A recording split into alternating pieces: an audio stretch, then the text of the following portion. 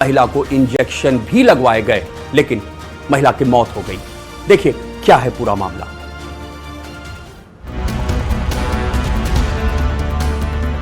अस्पताल में हंगामा चल रहा है, लोगों में भारी आक्रोश है। कासगंज में एक महिला की मौत के बाद ये नाराजगी सामने आई है।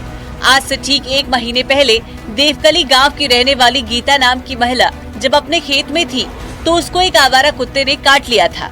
घर वालों के मुताबिक गीता को अस्पताल ले जाया गया और उसे रेबीज का इंजेक्शन लगवाया गया। 4 इंजेक्शन नियमित तौर पर लगे, लेकिन महिला की तबीयत में कोई सुधार नहीं आया। दिनों दिन उसकी हालत बिगड़ने लगी। 1 महीने तक महिला तड़पती रही और अब डॉक्टर भी उसकी जान को नहीं बचा सकी। महिला की मौत के बाद घर वालों का बुरा हाल है।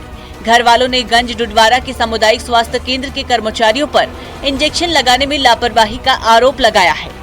तो ना हमारी बीवी को काटा था, तो हम 4 तारीख को रात में 10 बजे, पिछली 4 तारीख, तो उसको हम रात में लेके आए डॉक्टर के पास, सरकारी अस्पताल में। किस जगह?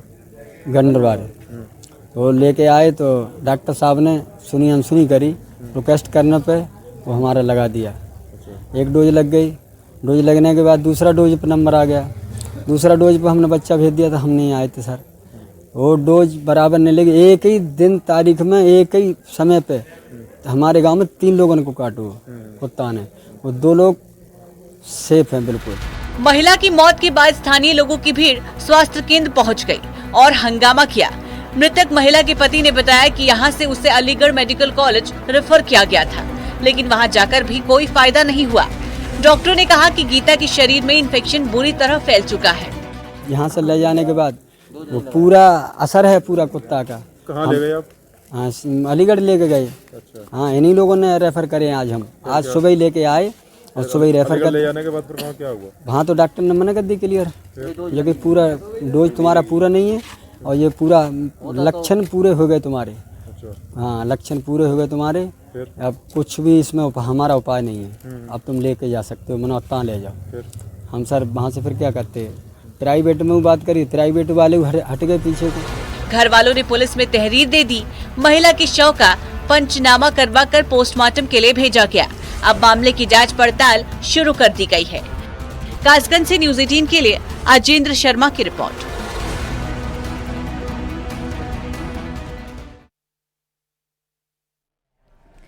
आगरा में एक जाने माने डॉक्टर के साथ बड़ा हादसा हो गया। ट्रेन से उतरते वक्त उनकी दर्दनाक मौत हो गई। ये पूरा मामला क्या है, इस रिपोर्ट में देखिए।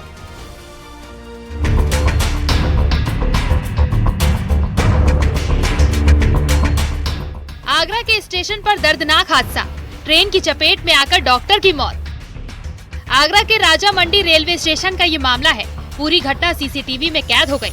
ट्रेन चली जा रही थी, तभी चलती ट्रेन से एक शख्स उतरते हुए दिखता है। वो प्लेटफॉर्म पर सुरक्षित उतरने की कोशिश करते हैं, लेकिन ट्रेन की स्पीड बढ़ने से वो अपना बैलेंस खो देते हैं। उनके पांव लड़खड़ाने लगे। ट्रेन उन्हें अपनी तरफ खींचने लगी, जिसके बाद वो प्लेटफॉर्म से रेलवे ट्रैक पर गिर गए और ट्रेन उनके ऊपर से गुजर गई, जिससे उनकी दर्दनाक मौत हो गई। दरअसल मृतक शख्स लाखन सिंह गालब आगरा के जाने माने डॉक्टर थे। वो लैप्रोस्कोपिक सर्जन थे। सुबह के समय वो अपनी बेटी को रेलवे स्टेशन छोड़ने गए थे। बेटी को ट्रेन में बिठाया। अचानक ट्रेन चलने लगी, जिसके बाद लाखन सिंह उतरने की कोशिश करते हैं, लेकिन उनके साथ बड़ी अनहोनी हो गई।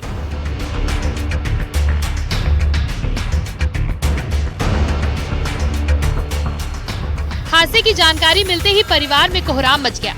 आरपीएफ और परिवार के लोग मौके पर पहुंचे। बाद में उनके शव को पोस्टमार्टम के लिए भेजा गया। घटना के बाद आगरा के डॉक्टरों में भी शोक की लहर है। लैप्रोस्कोपिक सर्जन लाखन सिंह आगरा में अपना क्लिनिक चलाते थे। खंडारी इलाके में उनका घर है। उनके 3 बच्चे भी हैं जो मेडिकल फील्ड से जुड़े हैं। डॉक्टर लाखन सिंह गालब ने उदयपुर मेडिकल कॉलेज से MBBS किया था, लेकिन अचानक इस हादसे से उनके परिवार को बहुत बड़ा सदमा लग गया। Bureau report news 18।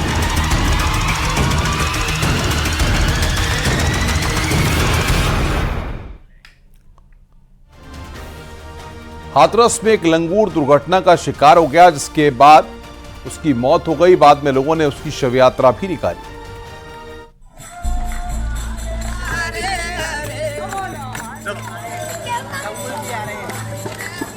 हाथरस से ये बेहद मार्मिक तस्वीर सामने आई। जहां एक लंगूर की मौत के बाद उसके पूरे सम्मान के साथ शव यात्रा निकाली गई। लंगूर की शव यात्रा में सभी लोग भजन कीर्तन करते हुए अंतिम संस्कार के लिए गए।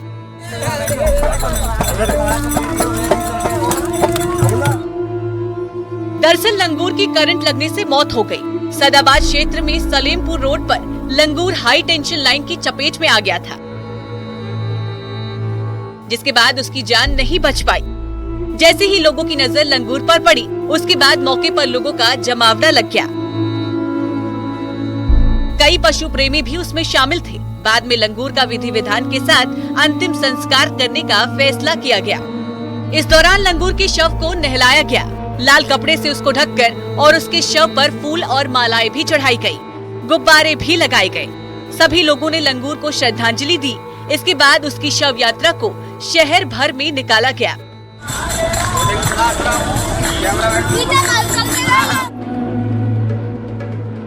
लंगूर की शव यात्रा में कुछ वीएचपी के कार्यकर्ता भी शामिल हुए। बाद में पूरी विधि विधान के साथ लंगूर का अंतिम संस्कार कर दिया गया।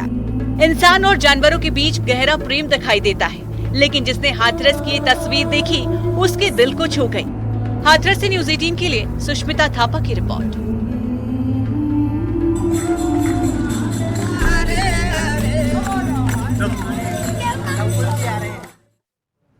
आम जनता को क्राइम के टीवी शो दिखाने वाले खुद साइबर क्रिमिनल्स के निशाने पर आ गए हैं।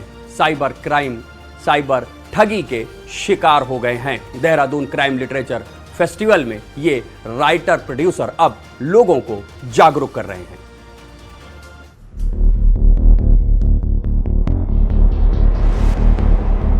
देहरादून में चल रहे क्राइम लिटरेचर फेस्टिवल में देश के जाने माने क्राइम थ्रिलर पर मूवी, टीवी शो और राइटर पहुंचे हैं,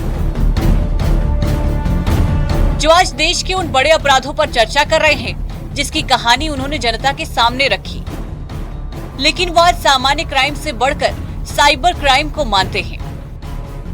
आजकल के क्राइम जो है साइबर क्राइम के तरफ बहुत बढ़ गया है अभी, क्योंकि उसमें क्या होता है कि देखिए क्राइम कब होता है इस तरीके का क्राइम, क्योंकि हम बुद्धू हैं, हम खुद केयरफुल नहीं रहते, है ना। तो मेरे साथ हुआ है साइबर क्राइम। अब सोचिए, जिस बंदे ने सावधान इंडिया क्रिएट किया है, लाखों लोगों को बोला है सावधान रहिए, सतर्क रहिए, उनके साथ साइबर क्राइम हो चुका है। साइबर अपराधी हर दिन 1,08,000 रुपए की ठगी करते हैं। ये एक औसतन क्राइम का डेटा है। वहीं डीजी हरियाणा का कहना है कि मोबाइल के आने से जहां कई सुविधा मिली है, वहीं क्राइम भी बढ़ा है। चंबल बंद हो गया मोबाइल की वजह से, तो अब लोग बाग जो है वायलेंस का सहारा नहीं लेके अब इधर ही आ गए हैं। तो इसी में सबको फोन करके बहला के, अब कौन घर की दीवार तोड़ेगा जाके, कौन चोरी करेगा, फुसला के ओटीपी ले ले। और इतना बड़ा देश है, तो कमी तो है नहीं लोगों की, खाली बैठे हैं। तो हजारों हजार में लोग इसी पर जुट गए हैं कि फोन पर बहका के अकाउंट से पैसा निकाल रहे हैं। साइबर ठगों की चपेट में आने के बाद आपसे लूटे हुए पैसे के वापस आने की चांस बहुत कम है। इसलिए सावधानी ही साइबर अपराध का बड़ा हथियार है। न्यूज़ 18 के लिए देहरादून से सत्येंद्र बर्तवाल की रिपोर्ट। उत्तरकाशी में भेड़ बकरी पालन की परंपरा सीमांत गांवों में आज खूब देखी जा सकती है। पुराने वक्त से लेकर आज तक के भेड़ पालक सीमा पर प्रहरी का भी काम करते नजर आ रहे हैं। देखिए,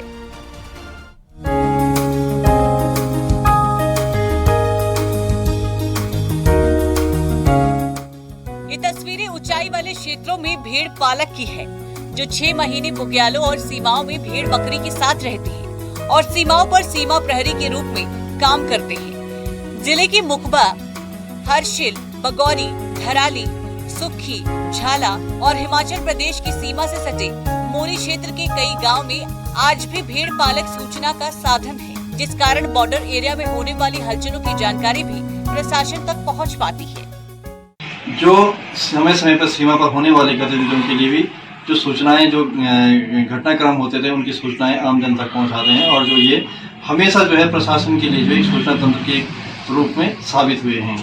इसका प्रत्यक्ष परिणाम जो युद्ध हुआ था भारत चाइना का, उसमें भी देखने को मिला। उस समय भी 6 महीने सीमाओं में रहने वाले ये भेड़ पालक अपने संसाधन से सदियों से अपनी परंपरा निभा रहे हैं और अगर प्रशासन इन भेड़ पालकों पर थोड़ा ध्यान दे तो बॉर्डर एरिया के सूचना तंत्र को और मजबूत किया जा सकता है। मिले और भेड़ पालकों के लिए उत्तम साधन मिले, टेंट इत्यादि, टॉर्च और लालटीन, पिट्ठू और जो ऊन काटने की जो मशीन है, सायरिंग मशीन, वो भी एक यहीं गांव में मिलना चाहिए। जो उत्तरकाशी की सीमाओं में भेड़ बकरी पालक सूचना तंत्र का मजबूत माध्यम हो सकते हैं।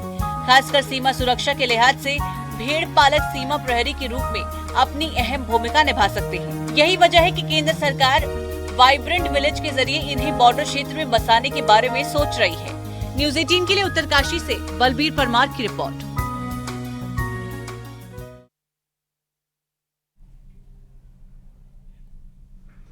वक्त है छोटे से ब्रेक का। जल्द हाजिर होंगे कुछ और खबरों के साथ। खबरों का सिलसिला लगातार जारी है।